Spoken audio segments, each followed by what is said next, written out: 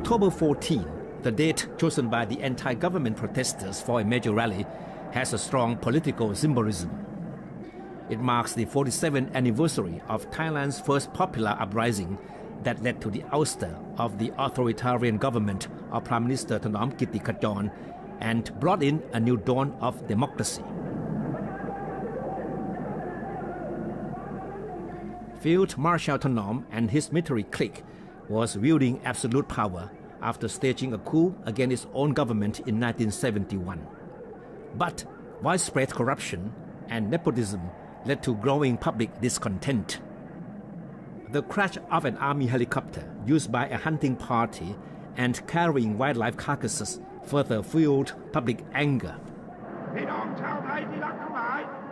In 1973, student activists launched a series of demonstrations to demand a new constitution.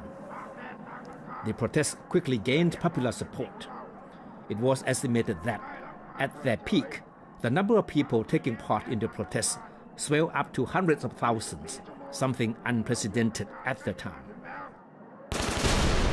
The Thanom government responded with brute force that led to a bloody confrontation with pro-democracy protesters on October 14 on Ratchadamnern Avenue.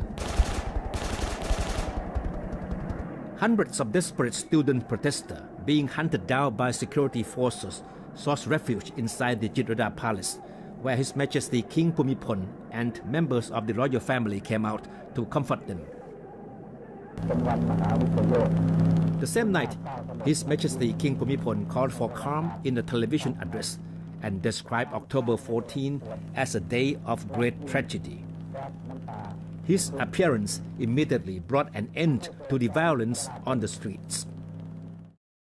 The next day, Prime Minister Thanom, his son Narong Kittikachorn, and Deputy Prime Minister Prapat Charoensathian, who were known as the Three Tyrants, resigned and fled the country. His Majesty King Bhumibol appointed Privy Councillor Professor Sanya Thammasat as the new Prime Minister.